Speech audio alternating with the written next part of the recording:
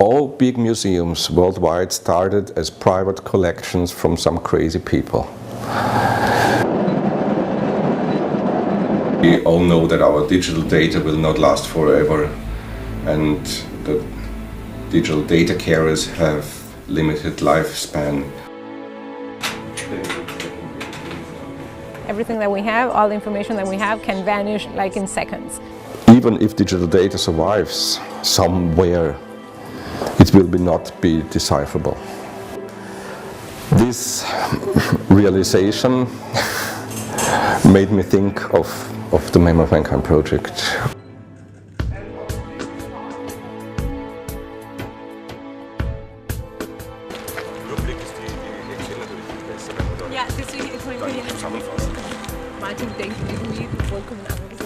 So my thought was that the future will probably have no chance to remember us, or remember what motivated us or what fascinated us.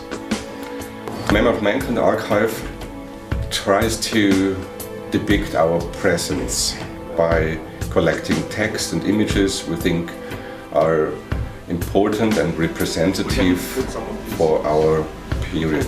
There are so many questions that in a philosophical level of the project that I think they're just so interesting. Like even the definition of what is important, what is relevant, what is actually interesting.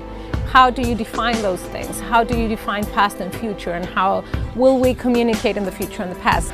This is done by people who want to contribute to this project. So it's not a personal project of mine, it's a globally processed and globally also funded project by people who want to contribute and also want to take part in drawing the image of our time. This is done in a very durable way, put on ceramic data carriers, and these data carriers with analog information, text and images, are put into the salt mine of Hallstatt. That's actually the oldest salt mine in the world, in the center of the Austrian Alps, to be protected for a very long time. So in the last couple of years we developed a thing what we call ceramic microfilm.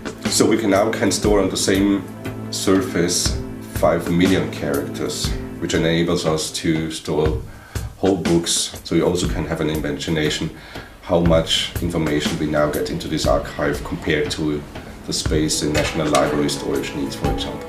It's not about storing every single piece of information that we have there, but giving a perspective and giving a snapshot of what we are as a society today. You can find the archive by finding these tokens, and these tokens indicate on this very limited space where on the spot on the planet this archive is located. And everybody who takes part in it gets one. So these tokens are spread all over the planet in a huge number, hopefully. This idea of involving the people to draw the image of our time as the big chance to leave something permanent and relevant, even if it's stories about weddings.